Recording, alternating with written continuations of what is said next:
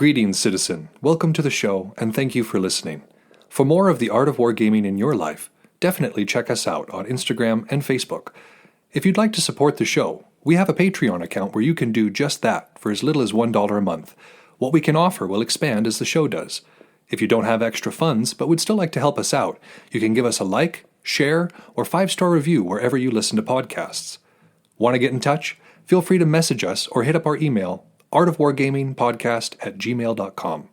We look forward to continuing the conversation with you because we know the world is vast, with many different ideas on tactics and strategy that can be applied to the games we enjoy. You're listening to the Art of Wargaming on the Eventual Network.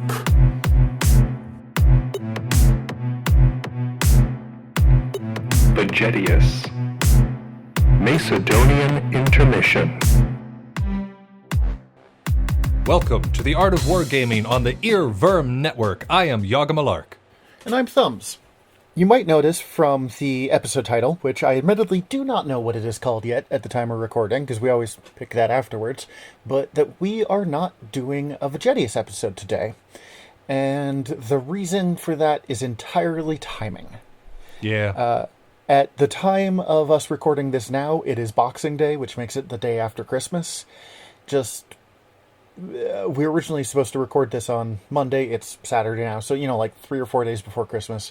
And we didn't notice that we had a schedule for Christmas week until it was Christmas week, and there was just too many things going on, and we weren't able to we realized we wouldn't be able to do an episode up to the standards that we want to have. Yeah, I mean, I know that my focus was divided, not just, of course, by the family things and everything, getting ready for the Christmas celebration, but also I had forgotten that I had a Assassin's tournament presentation that I was supposed to give to the Realm, and had blanked on that, so I was scrambling to make sure that that was good to go. At the same time, we were trying to get the notes for this ready to go, and yeah, like Thumb said, it was just kind of a comedy of errors.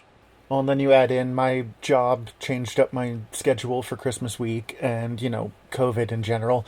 And we really quickly went, we can't do this. But I don't think we've really missed an episode yet. It's been a while. And as much as possible, we want to try to keep that up. We cover Alexander a lot on this episode. He gets mentioned a lot. We have a big battle of his coming up in a soon episode. And when we were reading up on this, I was thinking about the fact that when we talk about Macedonian history, we kind of imagine it beginning when Alexander crosses the Hellespont into Persia and starts his really incredible conquest. And we don't talk about all of the stuff that happened before, about his dad and all the really kind of amazing things that set up so Alexander could do his mad conquering. As we know, nothing in history exists in a vacuum. So we thought that it would be fun today to just cover that really quickly. Yeah, it's I mean, this is an area of great interest for Thumbs. I know that he is fascinated with this particular time period in this era of the world. So again, when we were kind of like, gonna have to do something different for this episode, he was right there with some good info on this. So yeah, I hope you guys are looking forward to this as much as we are. This is going to be some good fun, but. First, we've got some things to talk about. The first thing I want to talk about, though, is I got an email a few days ago, and it's from a broadcasting company down in Australia. And they were emailing me to inform that our show is in the top 200 shows in Australia. This blows my mind. Like, I just had a moment of silence when you told me this. I told my wife right before we started recording, and she goes, okay, so this is going to sound really rude, but I don't mean it that way. But do Australians just not listen to a lot of podcasts? Or No, I think they have exquisite taste. That's what I think. Yes, that's exactly what it is. They're aiming high. Yeah. So our Australian listeners, thank you so much for liking us that much. That's kind of incredible. I even had to check the email. I checked the email a couple of times to be like, okay, do they want me to send some money? Is this like a Nigerian prince sort of thing? And no, it was legit. What a really specific Nigerian prince scam that would be. Right. But I mean, you got to be sophisticated with these things. It's the 21st century. It was my first thought, too. No, I completely agree with you there. Yeah, like I say, like I was like, what do they want from me? And there was nothing. There was nothing. They weren't asking anything from me in the email. They were like, hey, wanted to let you know that you're in the top 200 in Australia. Good job. It is one of those things where friends and family learned that I'm making podcasts, and especially in the early days, because I once read somewhere that making a podcast was the late millennial equivalent of, hey, we should start a band. Yeah, I saw that too, and I felt very, very targeted with that. Yeah, as someone who has been in both a band and made a podcast now, it really was just talking about you. Yeah. But, so, I had to tell friends and family that I was doing this, and they'd be like, oh, that's nice. Not, like, intending to be insulting, but they're like, oh, we'll see if this lasts. And then the piece that gets people to pay attention when I say that I do things like this is when I'm like, oh, yeah, we have listeners on 5 continents. Or something like that. Like, so, we're in the top 200 in Australia is like the weirdest brag that I'm going to brag to so many people. Yeah, I know. I've been telling, like, we were doing all of our calls on Christmas, and I was like, oh, that's nice, and how are the kids? Oh, that's swell, and oh, your grandparents are doing well, that's good. Top 200 in Australia, by the way. So yeah, it feels pretty good. So thank you again, Australians. That's pretty swell. I'm glad that you like us. That's cool. And then the other thing is, of course, I've been promising for a while that there's going to be a video for these 12 shots. And now that winter has come and the lightsabers are here, that promise will be made a reality very soon. Once we actually get a good snow that I can go out and get a good video for you guys, because I'm sure you don't just want to see the bleh brown of the Montana winter when there's not a good snowfall. So we're waiting for... Yeah, it is not a pretty place during the day sometimes. Yeah. So, I've been practicing with the lightsabers to make sure I don't look like a total doofus, using something that I'm unfamiliar with in my hand for the videos. And I've been noticing that it's been very much helping me perfect my forms, because there's a lot of little details, a lot of little motions that you don't necessarily notice with a proper blade or any sort of training blade. But when you light that puppy up from the inside, you can see a lot more. So if any of you have been considering getting a lightsaber, even just as like a collectible or something to have around, I would highly recommend using it to do sword forms with, because it's been really helping me. Also, it just feels cool. It does. But yeah, it's the thing you don't think about, because you're like, you get the lightsaber and you're playing with it, and as you're spinning it around at night, and you can kind of follow where the light is, just how the brain works. Mm-hmm. You're like, oh, this is almost like poi spinning or whatever, and then you later realize that, oh man, this isn't just pretty. There is practical uses for it as well that I never would have thought of. Nope. And like I said, when I first got them, I wanted to do the video with them because I thought that it would demonstrate the motions to the audience much better, but I hadn't considered it necessarily being a great aid to my own practice. So unintentional good things happening, and something I would recommend for anybody who's looking into that or can afford one, because they're pretty sweet. Yeah, definitely. If you're going to do it for these, you probably want one of the short saber blades. Yeah. Because it turns out lightsabers are really weirdly long, so for one-handed stuff, like, as soon as I was holding a lightsaber, I understood why Luke fought two-handed so much. And the other thing is those shorter ones, like what they're called as Shoto sabers, at least within the Jedi lore. I know we talked about that for the Jedi episode. The nice thing about those is you can use them indoors without worrying about wrecking your wife's tchotchke collection. I know that sounds strangely specific, and there's a reason for that. One of your apprentices' turkey feathers, anytime he used to come over for game, we would hide anything that was kind of sword-like. Uh-huh. Because he will pick it up and swing it. And he never broke anything at the house, but he came real close. Sure. Many times. Oh, Lord. Yeah. So I've been like, okay, the big ones are for outdoors. That's it. I can use the little one inside because it's more like my normal training blade. I know the length, but those bigger ones are just slightly longer than most of the weapons I use. Yeah. Well, yeah. So lightsabers are cool. Get one. On my end, I only have two short things. I mentioned, I think it was last episode, might have been episode before. Time is a mystery to me anymore. But I had mentioned that I was making a bunch of helmets. Mostly for Christmas, stuff like that. But I did the counting after, because I just finished up. I'm working on the last one. I was working on it yesterday. In the last month and a half, I think I did 5 or 6 helmets and 4 or 5 murder masks. Nice. Yeah.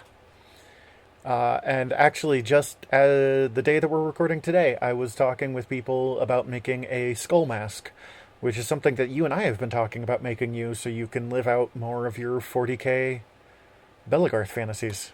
Yeah, I got a thing for chaplains, so That's the word. Yeah, I'm digging the idea of having, because like the armor he made me looks vaguely Space Marine. Like I wouldn't be able to cosplay as a Space Marine, but like as armor looks in Belagarth, it looks rather Space Marine-y. And The then next one is going to be closer too, I promise you. Yeah, and then on top of that, if we add the skull mask to it, I'm starting to really pick up those Dark Lord of Stygia vibes. I couldn't remember that it was a chaplain. So I was looking for pictures as references because I knew you wanted a skull mask, and just was like, Space Marine Pastor. Nope, that's not right. Space Marine Pastor. I like that. Librarian. Nope, that's not right either. But at least that's a thing. No, I would dig being a librarian too, but they don't really wear a specialized helmet. They got that hood. Yeah, and also I think that's a BOF thing. Yeah. I mean, I occasionally wear, I like before I became religious about wearing a helm on the field, I would occasionally wear a hood on the field, but a helm protects your head just so much better than a hood does. Yeah. I've got front tooth problems if my fake tooth broke off. We've talked about it before on this. And we're talking about, I've been talking with my dentist about a solution. And he's like, it should be fine. Just don't get punched in the face. And my thought was like, 1, I don't want that to happen anyways. And 2, looks like I'm wearing a helmet for every day of Belagarth for the rest of my career after this. And it's really just a good idea if you value your brain cells and all, and your face, like all the bits being where they are and remaining there. Yeah, a helm's a good idea. It's a good idea. I've never gotten many black eyes, but I've never gotten one while wearing a helm. So let that, say what it does. Yeah, I mean, like I've taken a lot of cracks to the head from like a band shop pole on a spear, and it hurts when you don't have a helm on. I mean, like I've split my head open on them before. Having a helm on, you're like, oh, I felt an impact on my head. You're like, it hurts, but I'm not mad at you in the same way. Right. Yeah, I don't have to sit there and check myself to see if I'm bleeding. Yeah, so helms are great. And then on my last thing, and this is very short because I literally haven't had a chance to play it yet. I picked up on sale yesterday Immortals Phoenix Rising, which relates vaguely to what we're talking about because it's kind of an open world Breath of the Wild Assassin's Creed style game taking place in ancient Greece I say ancient Greece, I really mean mythical Greece, monsters. And it was originally called, I think, Gods and Monsters, but Monster Energy Drink of all people had problems with that. Huh. So they changed it to an admittedly really terrible name of Immortals Phoenix Rising. And Phoenix is spelled like F-E-N-Y-X or something, like the most like 90s radical way you could possibly spell Phoenix. I hope that doesn't hinder them, because the other name I would have been likely to pick it up, but the way it, like, when you described it to me, I'm like, that sounds awesome. But like when I hear the name of it, I'm like, oh. Yeah, I looked it up because it was on sale, and I'm like, well, what is this? And then read some reviews, and it was like the underrated gem of 2020. So it didn't do them any favors, at the least. I mean, I don't know. I haven't played the game yet. We don't have reliable or any Wi-Fi at the house that I'm living in now yet, because it turns out getting someone to come into your house to set up an internet during COVID is a nightmare. What? Yeah, I know, right? But as soon as I get that downloaded and tried out a little bit, I will let you guys know what I think of it. And we're looking forward to that. But that's what I got. I think you ready to jump into some meat and or potatoes? Yes, sir. I think it's about time we talk about the pretext of Alexander the Great.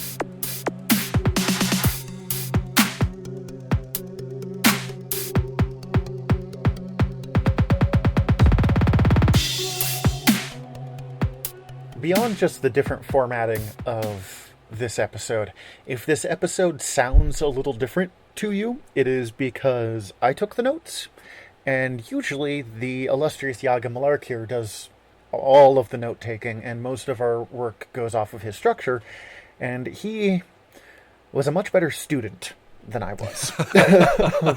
I have many wonderful talents, and I am an absolute font of interesting information, but I have never been very good at the note-taking, so this was a fun experiment for me.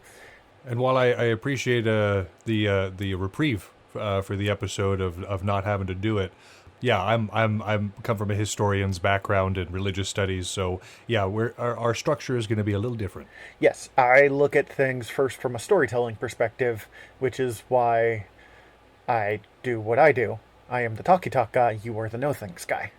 Yeah. And then to add on top of that, beyond just the fact that I automatically was looking for, like, what's the most interesting story part of this, is we've mentioned before the lack of primary sources, and it is so bad in this era. It's so interesting in this era because we know more about this era than we do at any point before this, but we have almost no primary sources left. Like, literally the only primary source we have from the era of Alexander, which is, shortly after this, like 5 years after this, is a single sentence documentation on a temple, like dedication. Basically, Alexander was here. Yeah.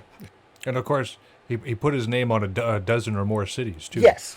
We have all sorts of stuff, but we don't have the general's writing. We don't have... Alexander basically brought a press corps with him, which was another kind of first. Look at these things that I'm doing. Look how amazing it is. We don't have any of those. We have people who were like, oh, well, I have Ptolemy's journal and these press releases, and so I've put together his thing. But that's, a century later, 2 centuries later, or people who weren't there. So a lot of these things, between my just automatic interest in the sensational and lack of primary sources, this is a really interesting time in history to talk about. I would imagine that the majority of the primary sources for this were burned with the Library of Alexandria. I know. 2,000 years later, and I'm still sad. I know. I always cringe every time I think about it, too. Oh, goodness. Yeah. But yeah, I would imagine that that's one of the reasons we don't have it. Also, to my knowledge, and I think to at least correct me if I'm wrong, but the reason we're not doing a book by Alexander, because we absolutely would if it existed, but I'm pretty sure he didn't write a book on any of this. Not that I'm aware of. Alexander wasn't much of a scholar. He read, and there was a book, it might have even been Herodotus' history, so it might have been Aristotle, that he kept under his pillow at night, but for the most part, he was too busy being awesome, cutting people's heads off, raging alcoholism and a god complex, all the things that made him interesting kept him from sitting down to write too much. The rock star of BCE. Yeah, 100%.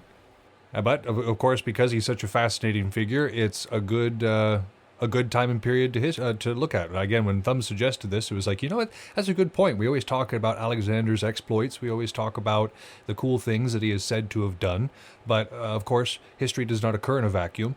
And so I think this will be a neat little study, and hopefully it'll be useful to y'all to kind of understand what era and what area Alexander was coming from. Well, and I'm eternally interested in what happened before that. Right. Alexander did this a bit. What happened right before that? Or, the Greco-Persian Wars, or go back even farther. I mean, this is why this era of history is so interesting to me, because I was reading about medieval times and went, well, what happened before that? I got to the Akkadian Empire and went, well, what happened before that? And at that point, you're looking at people without languages like the Indus Valley civilization, and there's a lot of guesswork at that point. Right. I mean, we have to rely mostly on archaeology for anything that we know about that. But this is that weird point where we have almost nothing, but a whole lot at the same time. Right. A lot of legend to parse the truth from. But I guess before we get into this, though, because I feel like we're about to really dig into these meat and potatoes, I had meant to tell you a truly terrible joke that I came up with during the introduction. You warned me about this, and I am just, already, tense. How... I did. So I was wondering if can I tell it right now? Hopefully our our folks won't mind a little interlude. Have at it, my dude. My terrible joke. I came up with this. Okay. What is the difference between a classic cellist and an insult? What? One syllable. Yo-yo ma and yo mama. Oh my god. Oh my god, Mark. I told you it was terrible. I'm going to have to tell that to my wife. She's going to love it so much. Why? Please do. Why Please does do. everyone I know love puns so much? For Christmas, for a couple friends, I ran a one-shot tabletop game in a game called the Dadlands, which is a post-apocalyptic dad adventure. And it's pretty much like the Badlands, but for the dads. Dadlands, yes. But it's pretty much just dad joke after dad joke, and I really quickly had the dawning horror of realizing that I'm actually very good at dad jokes for someone who hates puns as much as I do. But getting to other parts of dads, let's talk about Phillip the Barbarian Philip. That was a great transition. Right? That was I'm fantastic. proud of that. And Macedonia. Real quick, I have heard it as both Macedonia and Macedonia. I do not know which one is correct because... And Macedonia. And Macedonia. I generally use Macedonia, but I've heard experts argue over this, so, forgive me if it sounds wrong to you. It is hard enough to guess, how names were pronounced in modern languages, let alone... Dead ones. Ancient Greek that probably got translated to Latin, that probably got translated to whatever. Macedonia itself is worth talking about really quickly, because whether it counts as Greece or not is really kind of confusing. It was, according to Herodotus, who's, father of history, the reason why we know the Battle of Thermopylae, it was founded in 808 BC by Carinus. Again, I'm guessing on that name as well. And Herodotus claimed that their king was a descendant of Heracles. This was pretty common at this time in a lot of cultures, kind of throughout history, throughout the Norse cultures, the Celtic cultures, Greeks, Egyptians. It was extremely common for folks to claim some sort of divine descent in order to justify their claim to the throne. And it varied from culture to culture. For the Egyptians, the pharaoh was kind of like a god in his own right. Mm-hmm. For the Persians, they weren't a god, but they might be kind of a demigod. The Greeks, that had such detailed stories about their own gods and demigods, didn't go quite that far, but if you could be like, oh, well, my great-great-granddaddy was Heracles, that also meant that your great-great-great-granddaddy was Zeus. Right. So you could make a whole lot of claims on that, and they had such a rich mythic history that it was really easy to find someone that was supposed to be from your city that you could claim credit to. And again, this was a way of aggrandizing the self. I know in previous episodes we've talked about the fact that a lot of the writings, for instance, ascribed to Homer were likely not written by Homer, but they were using his name as a nom de plume while they to gain some sort of notoriety in order to get their story circulated. And this was, again, very common up until really the most current of academic eras. Just to see if I even have this right, isn't there actual debate of whether Homer existed, or is that a different Greek philosopher? Nope, that's the thing too, is like whether or not he actually existed, much like Socrates, whether or not Socrates was a real person or whether or not he was a fiction of Plato's in order to engage with him in allegory. It's kind of hard to tell when you look back in history. An argument can be made both ways. Well, and it's kind of similar to, we talked about this with Vegetius, of we think it comes from this era, but it could have been made up a couple of generations later, being like, no, look, I found this old text that argued my point.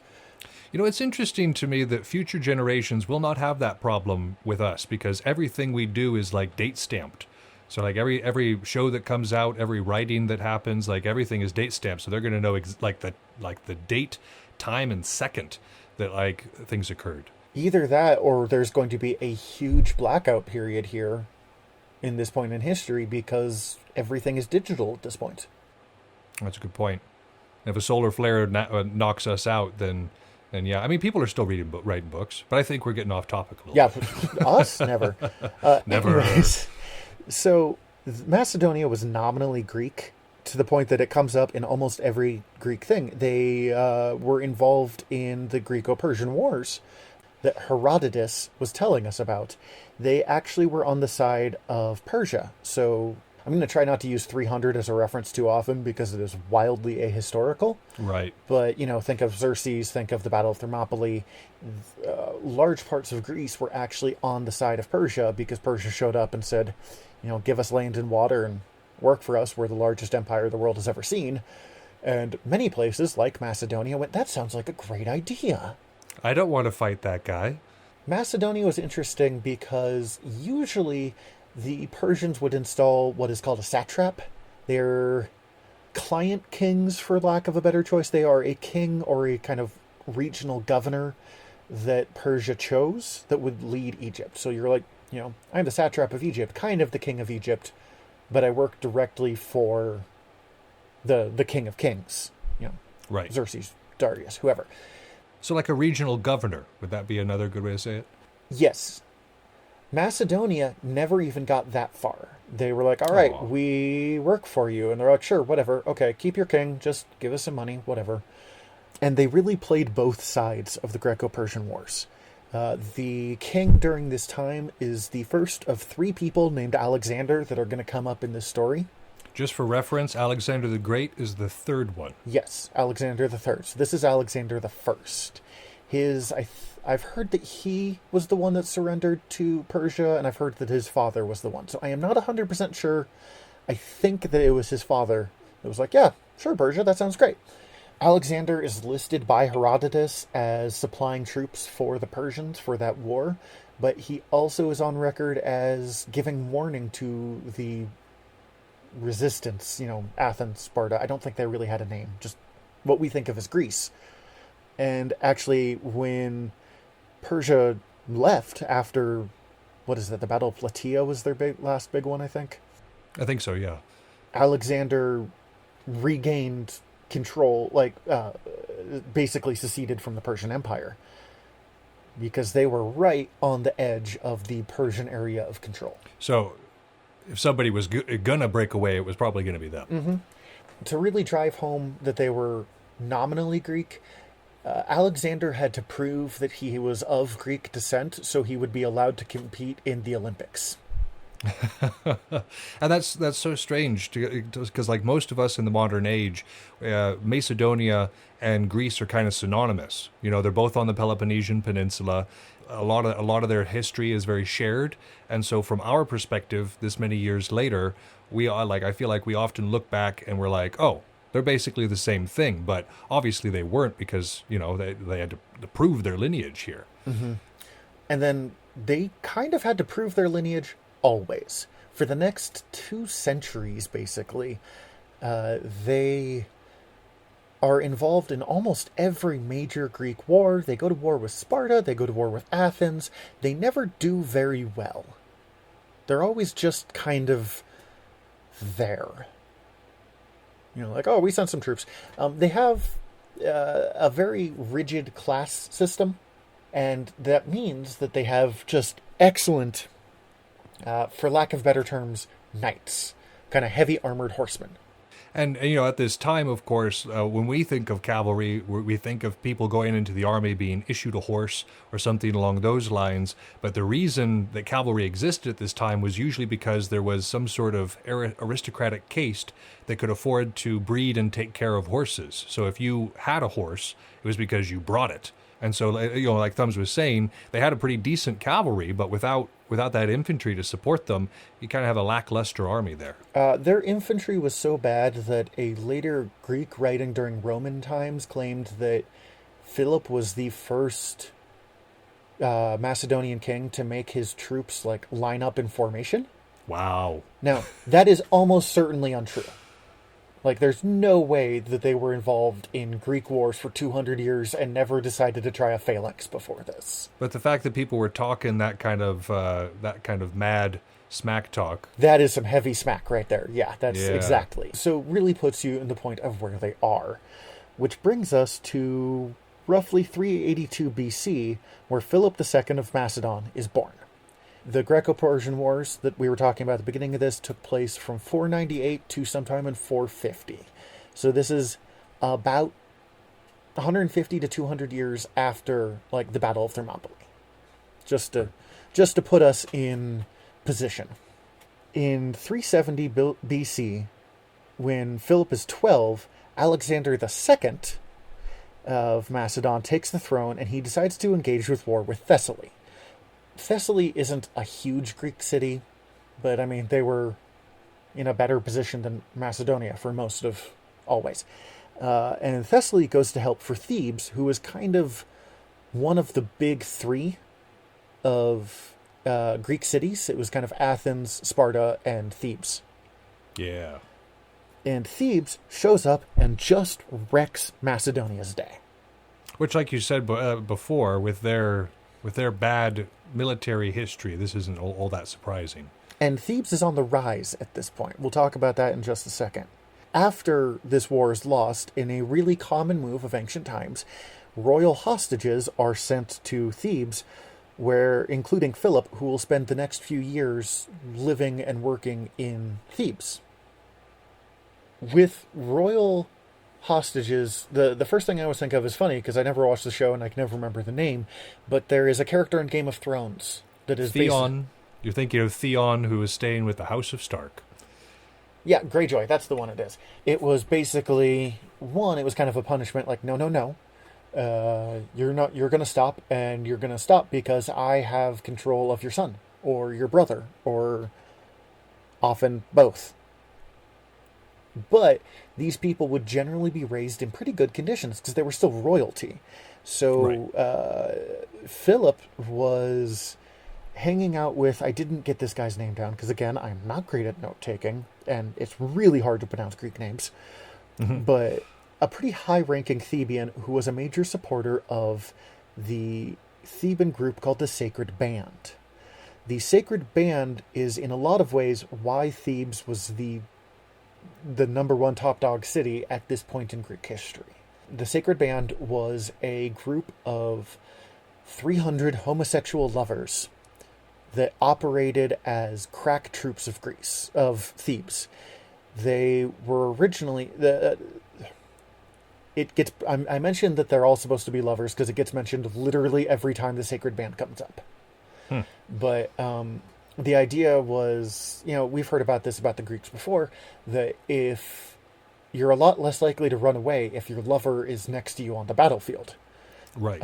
Originally, the Sacred Band was put forward, let's have 3 or 4 newbies, and then we'll put the Sacred Band member, and then 3 or 4 more newbies, and then we'll put the Sacred Band member. And they were later swapped out to much more, like, crack troops. Like, all right, here's our newbies over here, and here is our Sacred Band that's going to hit exactly where we need them to. They were, at the time, probably the best military organization in all of Greece. With only 300 members, that's very impressive. Mm-hmm. Now, I mean, they would always be, like, part of an army, but sure, it's their little phalanx, and then the little phalanx next to them, and yada, yada, yada. And Philip is raised watching them, and he actually watches them just smash Sparta. We always think of Sparta as, like, the end-all, be-all of Greek warfare, and the Battle of Thermopylae has a lot to answer for in that respect. And for a lot of Greek history, it was true. Like, Sparta was the dominant in the ground warfare, and Athens was dominant at naval warfare. So there's a reason we have that impression. A big part of why that is Sparta was one of the first Greek cities to have a dedicated military force that was only there for military purposes. Like, a lot of times, the hoplites from the other Greek cities were... I'm going to reference 300 again. It'll be the last time. I apologize. I don't believe you. They have that scene where he's like, what do you do? And he's like, I'm a potter. What do you do? I don't remember what I haven't watched that movie since high school. And, all the Spartans, what is your profession? And they don't answer him. They just go, Sparta had a dedicated military force. I mean, they also had conscripts. While most of Greece was a very ad hoc affair in a lot of the early Greek warfare. Or at least this is one of the more current views of how Greek warfare works. If you follow history, every 50 to 100 years, we tweak how we think things went. But by this point, most of the Greek city-states had dedicated military professionals, the Sacred Band being kind of an example, and they utterly smash Sparta and kind of permanently remove Sparta as a major military power. They permanently end that idea that Spartans were a class above the other Greek city-states when it comes to warfare. Now, this little tenure that Philip has as a royal hostage, we were talking about it before the show. This might actually be a fun mechanic to work into the community of wargaming. Basically do an officer exchange program where it's, again, you're not necessarily taking hostages because that's illegal, but more along the lines of sending people places to do just an exchange to learn and to kind of expand knowledge by sharing it in that kind of way. We were especially thinking, because we got way too deep into how this idea would work, and it sounds so much fun. If you're in a place where you can go to an event every couple weeks, obviously this is during the not COVID times. Right. If you're in one of those places that you can go to an event every other weekend if you want to, convince another unit to trade. One of you goes over there, another one of them goes over here, whoever that is, and spend a year working with that other unit, knowing that you're going to go back. I think it would be a really interesting way of looking at this, because what would you learn? And especially if you went to a unit that was very different than your unit. When we were talking about this, it'd be pretty easy to get EBF and BOF, two members of the triad to swap, sister units. But you would probably learn more if it was EBF and... I don't know. What's that? Urukai. Urukai would be a great one. Or that really big unit that you were hanging out with in Tennessee for a while. Ravnus would be another good thing like that.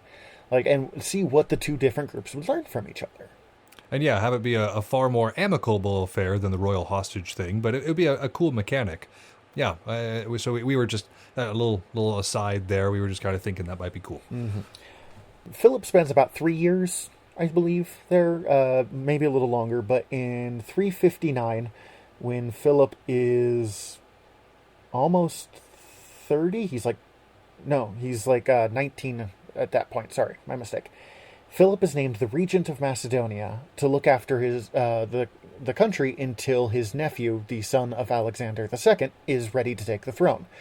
And often happens when a regent is named, that doesn't happen, and it takes Philip less than a year to replace his nephew. Denethor?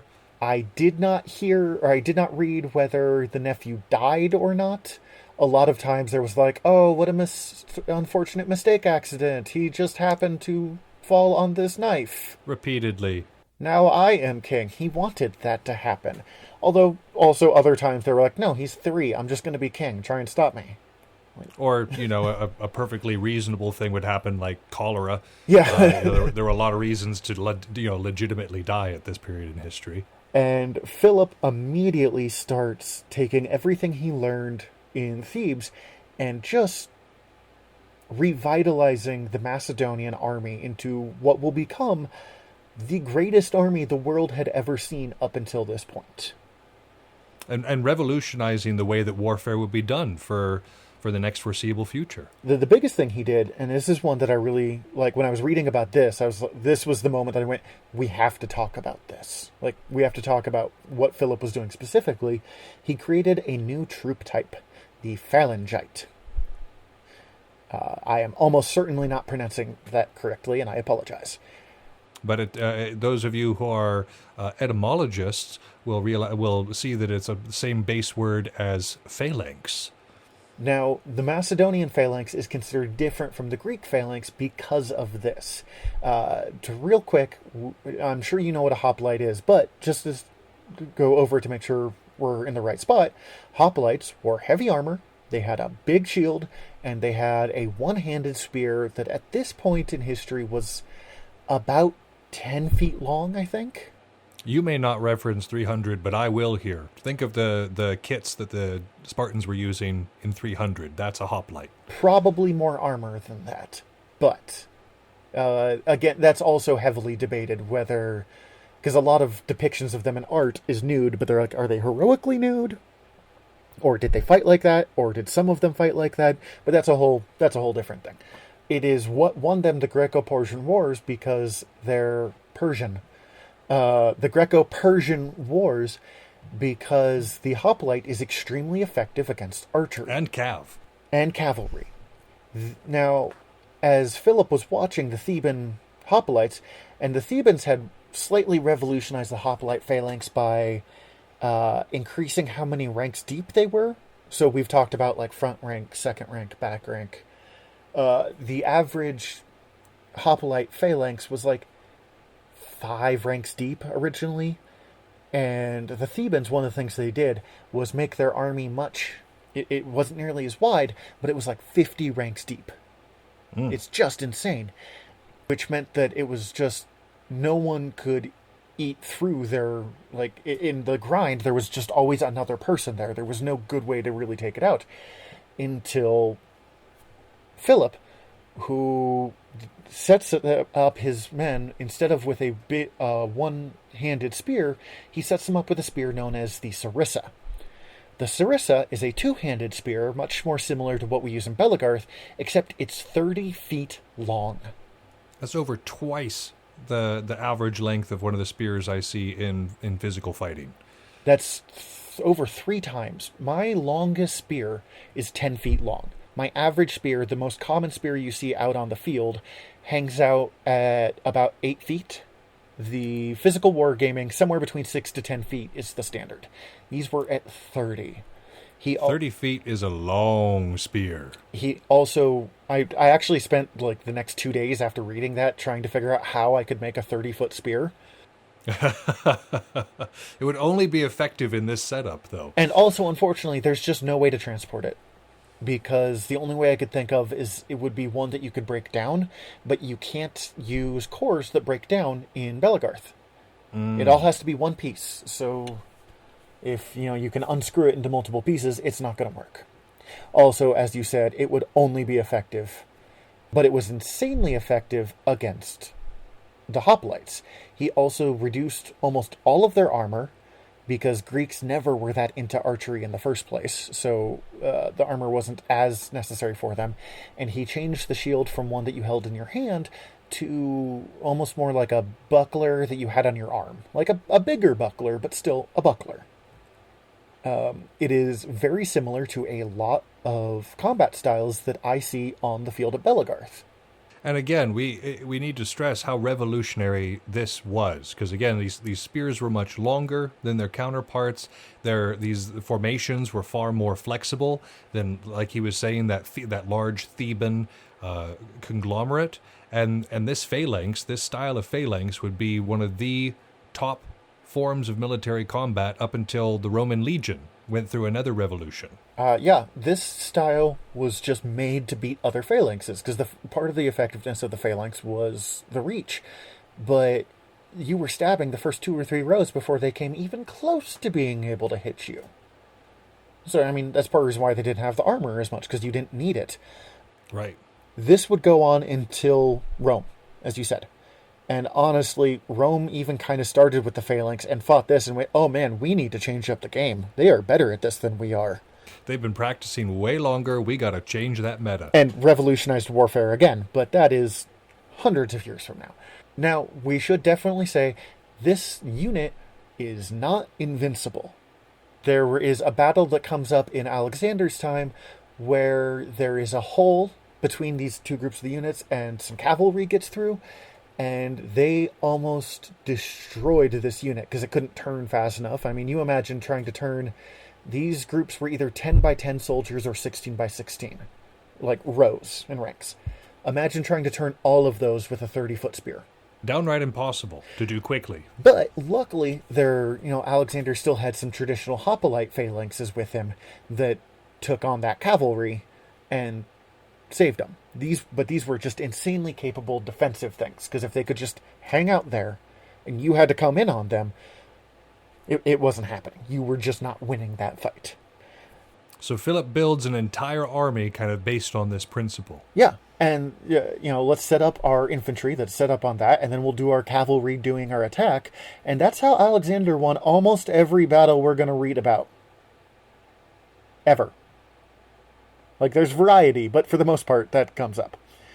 If it ain't broke, don't try and fix it. In 357, Philip marries Olympias of Molosia, and their son Alexander III, aka Alexander the Great, was born in the following year, 356. At this point, he was only Alexander the Infant. However. Yes. Alexander is raised being told that he descends from demigods on both sides, Heracles on his father's side, as we mentioned before, and Achilles on his mother's side. Now, when it comes to the Greek heroes, that's the top 2, or at least 2 out of the top 3. Like, depending on what you think of Perseus, for the most part. And I get this in some way, like, because, every Russian kid is told that they descend from Anastasia.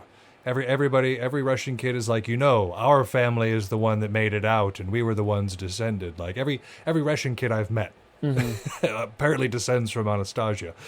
And so, again, like, this is, in some way it was his parents just kind of telling him this so that he felt good about his heritage and all that sort of thing. But could you imagine the ego that this guy must have had, honestly thinking that he was descended from these 2 mythological figures? I mean, at the end, it kind of seems like what killed him was raging alcoholism and a god complex, which is just a horrible combination. Yeah. So, yeah, I can only imagine. And from everything we could tell, Alexander pretty much wanted to be a Homeric hero. He was at the front of the charge, like, all the time. Probably because he, would read about, Heracles did this, and you descended from him. And any of this. He wanted to be the hero of myth, and he succeeded. Just kind of a horrifying myth. But first he had to get there. Yes. Real quick, she's only going to come up briefly in our story, but I do want to talk a little bit about Olympias of Molosia, because she is one of the most interesting women in world history. Molosia was a small country, kingdom, land. Country's not quite an accurate term for when you're talking about that era of history, but it's the closest we kind of have. If the Greeks thought the Macedonians were barbarians, the Macedonians thought the Molosians were barbarians. So they were the barbarians, and she gets this wonderful kind of legend built up around her. She is a rabid devotee of the cult of Dionysus, who worships snakes. And to this day, people are talking about how she slept in a bed with snakes. She kept snakes in her bed while she slept. That would make for a great metal album cover, I just gotta say. I'm pretty sure it already is a metal album cover. And it was almost certainly set up to make her sound like a barbarian or a villainess, or people did not like her. She didn't like them either, to be fair. But unfortunately, or fortunately, it kind of backfired, because it makes her sound like the coolest person in this story. In this story of cool, weird, angry, violent people, she is one of the most interesting, cool, angry, weird, violent people. She hated her husband. She could not stand Philip, who was also, very rare for this era, polygamous. He had more than one wife, when monogamy was pretty common in this part of the world. But she was just devoted to Alexander and devoted to his children. It didn't go great for his children because they died very young, but she fought rabidly. No one could really stop her. And when Alexander was off conquering, she ended up just looking after Macedonia. She was the de facto ruler of the most powerful empire in the world, very briefly. So she was competent, at the very least. She was competent, and she was dangerous, and a lot of people died because they underestimated her. So I had to mention her because, as I said, I look at this from the storyteller perspective. She's the person who I want the biography of. I'd read it. Yeah, 100%. Philip spends the next few decades conquering most of Greece. He ends up forming what is called the League of Corinth, And it was basically being like, oh no, this isn't the Macedonian Empire. We're a league. We're getting together. We're going to fight Persia together. But I'm in charge. But it's a league. It's a league. Because saying I conquered Greece is just going to piss off the Greeks. Like, if we have learned anything from, at this point, the 500,000 years of Greek history, if we're counting, like, Age of Myth, the Bronze Age Greeks as well, Greeks really don't like someone else being in charge. Most people don't, but yeah, the Greeks seem to have an issue with it. They were real picky about this. But, if they were, there's a league, we're all working together. Notably, the only major Greek state or city-state that doesn't join during this time is Sparta. And Philip actually sends a message to Sparta, and it's worth looking up your time to... that didn't make any sense, I'm sorry. It is worth your time to look up what he writes, just because it sounds cool. It sounds like something Sauron is writing in Lord of the Rings. But it's basically, if we go up against you, if we decide to take over, we will wreck you. We will burn your lands and raze your city and yada, yada, yada. And the Spartans just reply with, if. That takes huevos right there. That's moxie right there. That's the definition of moxie. And as we said, Sparta is no longer the big dog of Greece. They are as good, maybe a little worse than many of the cities, or maybe a little better, than many of the cities that he has conquered without much difficulty.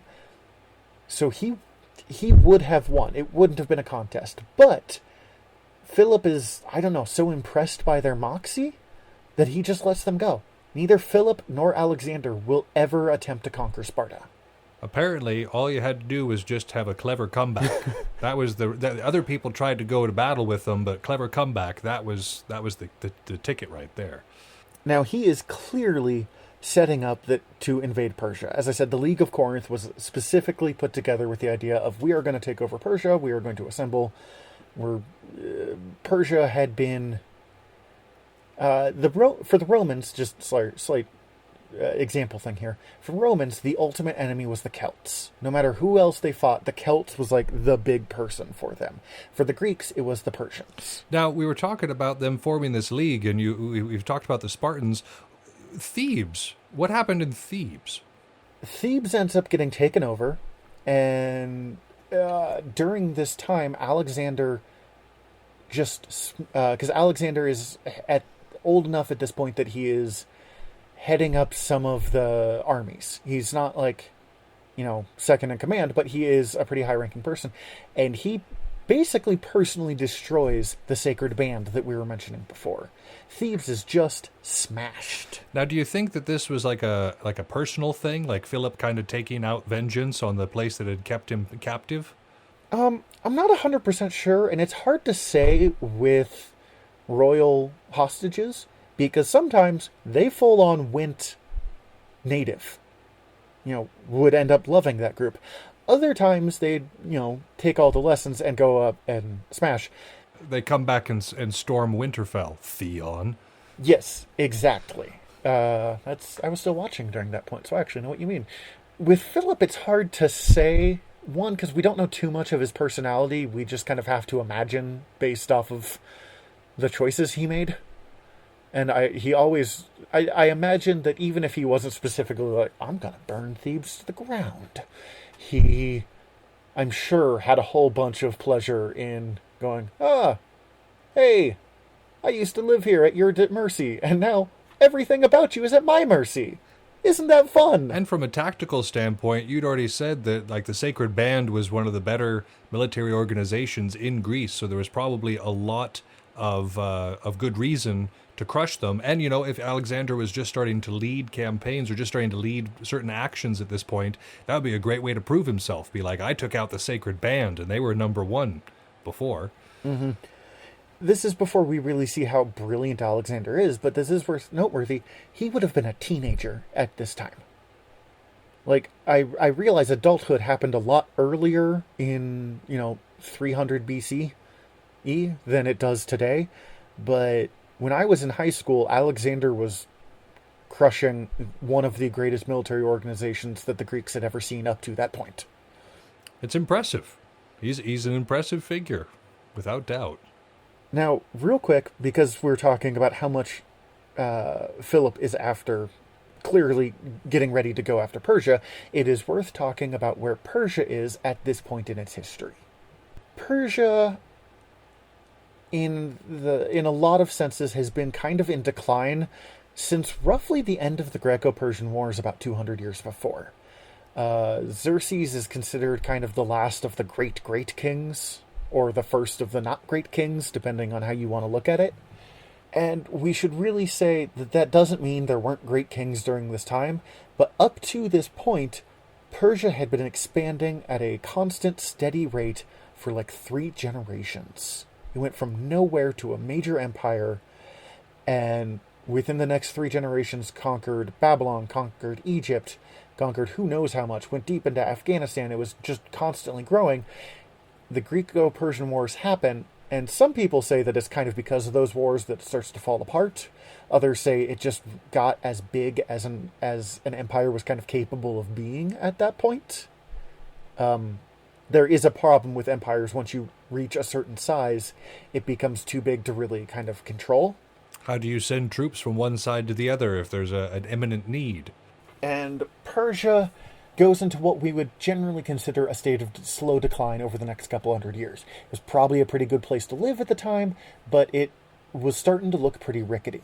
A dark age compared to its former glory. Yes. The king, during the time that, or the king of kings, the ultimate ruler of Persia, was a man named Artaxerxes III during Philip's time.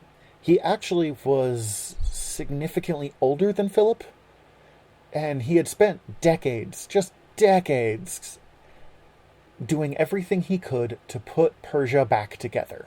He put down multiple insurrections. He reconquered Egypt, which was anyone who controlled Egypt, even though Egypt is long past its prime at this point, it just automatically, that was a good sign that you were a rich and powerful empire. Because Egypt brought in a lot of value to it. And it was in a great geological location. It was the gateway to Africa at the time, which, of course, has always been resource-rich. You had access to 2 major bodies of water. Of course, you had the Red Sea on one side and the Mediterranean on the other, both of which feed into larger oceans. So it was, strategically, it was a very important place. Still is. And Artaxerxes spends, as I said, just decades putting this together, making Persia look, at least on a map, about as good as it's looked since shortly after the Greco-Persian Wars. It is probably internally rickety, but it is big and, I don't know, sturdy, for lack of a better term. But somewhere in his, 80s, which also is just insanely old for that era. I mean, we talked about how bad the life expectancy was in Rome just because of diseases and all of these other things. This is the same problem. It is before the age of antibiotics. And sewers. People die early. Yeah. Being 80 is kind of like being Merlin at this point. Pretty darn impressive. And it seemed like the world at this point was kind of looking at this big match coming up between Philip and Artaxerxes III. But Artaxerxes III gets poisoned by one of his higher-ups and replaced with a kind of puppet king. He is killed in 338, and then just to throw another wrench in the works, in 336, Philip is also assassinated. A whole new leadership over 2 of the... A whole new world coming up here. It's like the Disney song in a very dangerous, violent way. A whole new world, exciting wars for us to fight. Oh my god, they poisoned the king. I don't have more lyrics for this. We just came with that off the top of our head. We're musical geniuses. Musical geniuses. We're very strange people here. I apologize. I don't, but anyways. Philip's, at this point, at the age that he's assassinated, he is old, or, old with quotation marks, scarred. He has been in combat forever. The Greeks refer to him as Phillip the Barbarian, which kind of sounds like a Conan parody to me, but I also just really love that name. He has a bum leg, he's walking with a limp, his leg is mangled from some attack. I think only one eye is working at this point. He is the definition of, grizzled warrior. And as he's marching to what I believe is a wedding being set up, he is going through this part of the town. He is completely unarmored as a very... oh god, I'm blanking the word. He's making it look like the Greeks love him. And this was actually a decently common thing to do within the culture at the time. They reasoned that if you had to go about your own people with bodyguards, that you weren't a very good ruler. And so to kind of show that they had the approval of the population, a lot of these tyrants of the time would just kind of go out walking and be like, look, I'm safe. Everybody digs me. We're good here. And they would either not have bodyguards or they would not have armor or both. In this case, Philip is walking with bodyguards but without armor. See, I'm perfectly safe. This, of course, backfires when one of his bodyguards runs up and stabs him repeatedly. Yeah, you can't bodyguard from a bodyguard. Quickly backfires. There's kind of an E2 Brute situation going on here. The bodyguard tries to escape and is quickly murdered, and we have been trying to figure out why he killed Philip ever since. The real answer is we don't know. Several people at the time and shortly after tried to place blame on Olympius and Alexander because in some ways Alexander won because suddenly he's in charge of this amazing empire, right, or this amazing army. He did benefit, for sure. And a generation later, a writer's like, oh yeah, Olympius laid like emotional remembrances on the assassin's grave. Like really playing up, oh, she hated her husband. Totally had him killed. And again, how much of this was just people trying to vilify her in history? We don't know. Modern scholars think it's pretty unlikely, but it's hard to say. Another theory is that it was a jealous lover. One of the fun things about Philip is he was openly bisexual. He did not care. He just wanted to sleep with some folks. And it is thought that the assassin might have been a young lover that was either jilted. There's another story of Philip left one lover for this younger lover, and things went bad between like the ex-lover and the new lover, and both ended up angry at Philip, and the new lover is the guy that kills him. Sorry, that was kind of a convoluted sentence, but it's a very It is so hard to talk about Macedonian politics because a lot of people have the same names and they all want to stab each other. It's like trying to talk about the English royalty in certain periods of history. You're like, okay, which Henry are we talking about now? And they will kill each other at the drop of a hat. Hey, you got a kingdom. Much like the English royalty, most of them were sleeping with each other. Yeah, makes for good television, I'll tell you that. Yeah. Oh, it's excellent. But just because it means that we do not actually really know why Philip was assassinated, just that it was a shockwave that had happened. Philip is laid to rest at, I'm going to guess here, Aigai? That would be my best guess. It is spelled Aigai. And what's fun about this is we know specifically where his tomb is. It was found in 1977. Which is neat. A lot of these historical figures, like it's hard to find actual real physical evidence of them, like of the person. But like, yeah, we've got Philip. We don't know where Alexander is. Like, even the generation after Alexander's death, people were competing over who like kept his body, and it was lost somewhere during that time. But we have Philip, and it had to be fun because they're like, oh, we have a rough idea of when this came from. Oh my God, look at that dude's leg. Like, that guy clearly had oh my God, we think this is Phillip the Barbarian. Philip the Great of Macedonia. It is a really fascinating bit of archaeological history.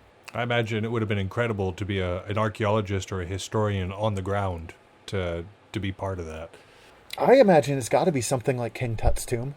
Or Herod's tomb. Like when they found Herod's tomb more recently, that was a huge deal for the scholarly community. Almost more like Herod, because King Tut was remarkable because he was one of the few tombs that hadn't been broken into. But historically, Tutankhamun is not that important as a pharaoh. Philip is super important as a king of Macedonia. Yeah. And as a Greek. For all the reasons we've just discussed. But this does have a moment of like, what is going to happen now? Because there's this very big buildup, and there's a reason cut off the head of a snake is a truism. for whatever reason it happened, it's possible that the head of the snake was just cut off here. Pretty much the entire League of Corinth tries to dissolve at this point. They're like, yep, we're all working together to take on Greece. Oh, he's dead? Okay, cool. We're going to take off. And Alexander, who has taken over here, has to be utterly ruthless in his in his suppression of revolts going on here, to the point that he burns Thebes to the ground. Like, before, he had smashed their army and made them submit. Now he just destroyed them. This is a theme with Alexander. This is not the first city he will burn to the ground. Or the last. Well, it's not the last one he'll burn to the ground. This is not the last city. That's what I meant to say. It's probably the first city he burned to the ground. Good chance, at least. But he was a bit of an arsonist, if we're going to be really honest here. Part of the reason, real quick, why they thought Alexander might have been the guy to do this is Alexander wasn't originally going to go on the mission into Persia. He was going to serve as regent of Greece while his dad Philip was taking over everything. And then suddenly he's the head of the greatest army daddy's money could buy. And if this sounds familiar, remember that Frederick the Great also inherited a fantastic army from his father and used it to great avail. So, and no doubt he was probably inspired by this earlier example. Oh, yeah. It's one thing I really love to point out. If Alexander didn't build this army, as we have now seen, which always blows people away when we talk about it. We're like, oh, I think people automatically assume that Alexander's kind of like Genghis Khan, who just built something from scratch. Yeah, because we look at these armies that came out of nowhere, Achaemenid Persia itself, the Mongols, the Macedonians, and we're like, man, that person who led them was amazing. And Alexander was amazing, but he also was really, really lucky with like where he was set up to do this. Yeah, talk about a heck of a graduation present there. Yeah. And then this leads us to 334 BC, which is 2 years after the death of Philip.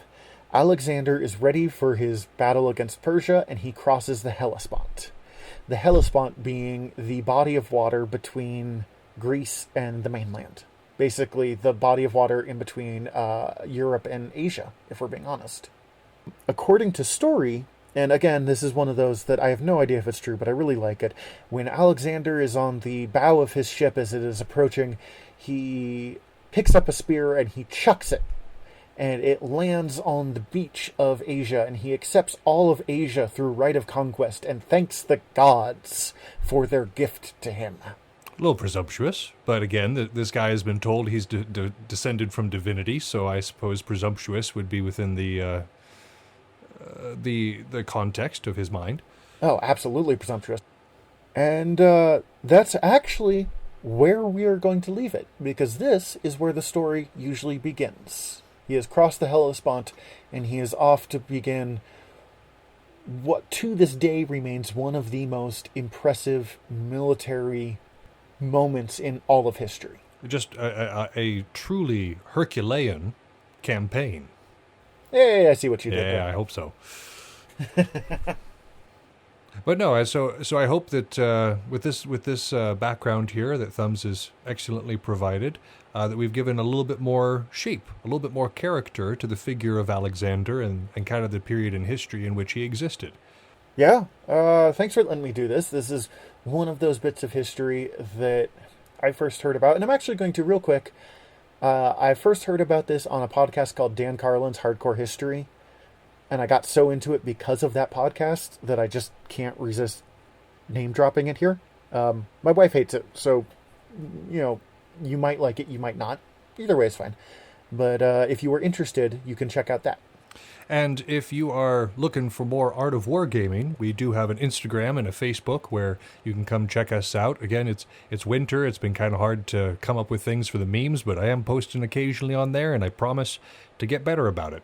You can always email me directly, which is pretty effective, at artofwargamingpodcast.com or at gmail.com.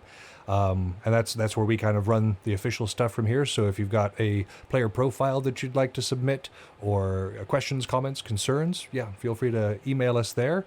You can also listen to our sister shows on the Earworm Network. Yeah, you can listen to Fried Squirms or General Nerdery with me and my buddy Tyler. And there are actually more shows launching, I believe, 2 shows launching within the next month that I will start talking about as soon as they're actually on the air. Right on, right on. Well, I think we're good for this episode. What do you think, Thumbs? I think we'll see you not next week. We won't see you next week. We'll see you in 2 weeks. All right. This is Yaga Malark. And I'm Thumbs. Signing off.